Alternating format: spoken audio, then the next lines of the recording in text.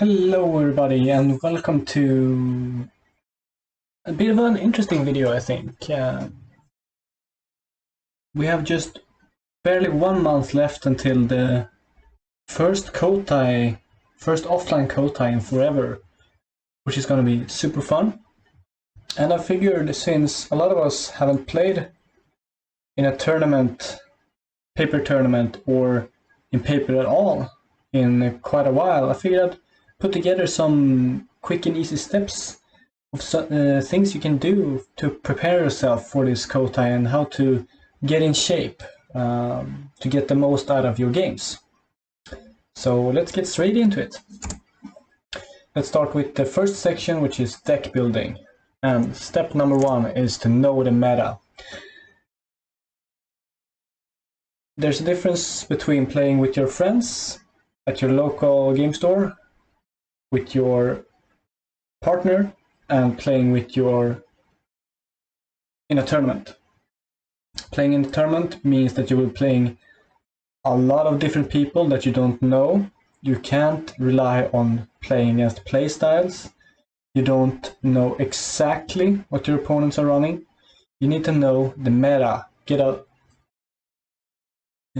kind of understanding of the potential of all decks that you're gonna meet. Know which decks are powerful, know which decks are common, know which decks are uncommon, and prepare your deck for this.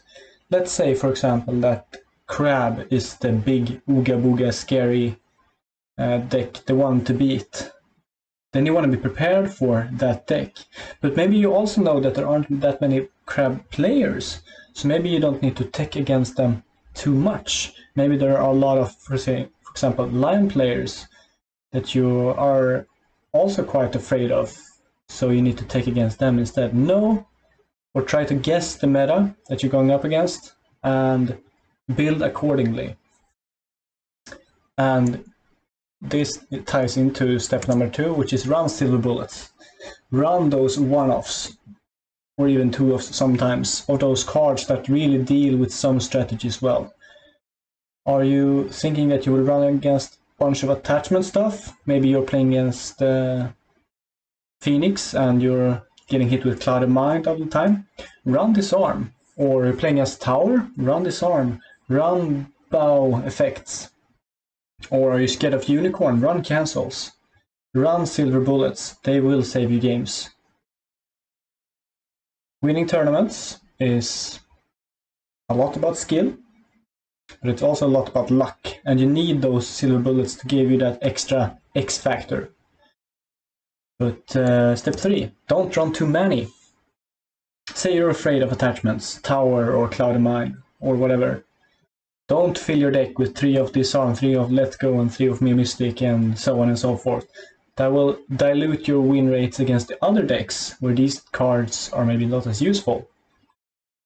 So try to get a nice balance there, and try to use the step 1 to understand which silver bullets do I really need, and which ones can I skip. Which matchups do I think I can either handle, or just accept that they're gonna be hard. Tricky. Let's move on to practice. So let's say you got a decent deck, or you know kind of what you want to play. Maybe you haven't decided exactly what you want to play, but you're ready to get some games in. So step 4 is get in the right mindset. When you're practicing, you don't play to win, you play to learn, and that is important for all of these next steps, since some of them are quite unorthodox, I would say, and some of them are more common. You might have already done them. So get in the right mindset. You need to learn, not win. Winning is for the tournament. You can lose all you want now. Step number 5 is a classic one. If you've played card games before, you're probably aware of this one. Run the gauntlet. Play against every single deck you think you're gonna play against in the tournament. Play against every clan, and if a clan has more decks than one, potentially, play against them as well. So you get a feel for every potential deck and every potential matchup. It is quite rigorous, but it will help you a lot and stop you from getting surprised by some rogue cards. So get a friend, or type in Jigoku. I only play against Crane now, and try to play against every single deck you can imagine. A good way to do this is also to switch up and play against your own deck with another deck. Get a friend and switch decks between you. It's also a really good tip. Step 6 is, I talked about how tournaments are about luck, and with luck comes unluck.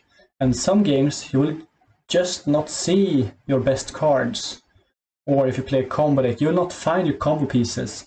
For those games you need a contingency plan. One of my pet peeves with tournaments is after games, people say like, "Oh, I didn't find my I didn't find all 3 of my cab reserves, I lost, I didn't find all my cancels, blah blah blah." L5R is a game about luck, it's a card game at heart, but it's also a game about skill. There is very much skill to be played in this game. And there is skill in taking back a difficult position. And a good way to force yourself into these positions is to remove your strongest cards. Say, an easy way to do this is to play without a restricted card, for example. Put in 3 Wandering Ronins instead of your restricted card, or whatever. But this will force you to think in other ways with your deck and try to play it in a way that will prepare you for these situations where you don't find the best cards in your deck, and you have to play around that. So get a contingency plan. Step 7 is to record yourself when you play and watch your recordings. There's a lot to learn while you're playing, but I'd argue it's even more useful to rewatch your games, both in paper and on Jigoku. Rewatch your games, see what decisions you make, and do it quite early after, so you remember what your thoughts were when you played the game. Preferably even directly after you play the game, stop and rewatch the tape and see the decisions you made and how it affected the game after decisions with hindsight. Power of hindsight is strong, and it will help you understand these interactions more, like, oh, I shouldn't have bid 4 here because next turn I drew that extra card which was super important for this turn, and so on and so forth. Especially look out for those bids. Bids are very easy to see in hindsight if they're good or not. Also, ring effects is also a good thing to look at here. Record yourself. Step 8, getting on to the end here, and getting on to the more interesting stuff here. Rush through your games. Don't do this all games, but sometimes try to play as fast as you can without thinking, just go on instinct. When you play in tournament, you will come up in matches where you're running out of time, you have to make decisions quickly, and this will help your, I guess, gaming muscle memory to get up to speed and just get those decisions made. You will stop thinking and just go for it, and find this is especially powerful in conjunction with recording, because when you play Rush and just throw down cards, you will find places where you still stop and just, wait, what am I doing? And those moments are especially important to look out for when you're recording and see, why did I stop here? Why was this decision so difficult? And it's always interesting to see if, when you play another game, you get to a similar decision and you don't stop and think in that decision and you just keep on moving forward. It means that you have learned the play pattern in that position, which is pretty cool. So try to rush through some games and see where your instincts take you. Step 9 is to play a lot. It is a hard game, it is a time-consuming game, but practice makes perfect. You need to play those games. Don't just watch games on Jigoku. You will not learn even 10% as much watching games as you would play games. Get those reps in there. Open that game on Jigoku, get your deck going, and get into the mindset, okay, I might lose this might be unicorn bullshit, long journey home, blah blah blah. the Lion is OP, and so on and so forth. Get your games in there and learn the matchups, learn the game, and have fun while you're doing it. It's a game after all. You're playing it to have fun.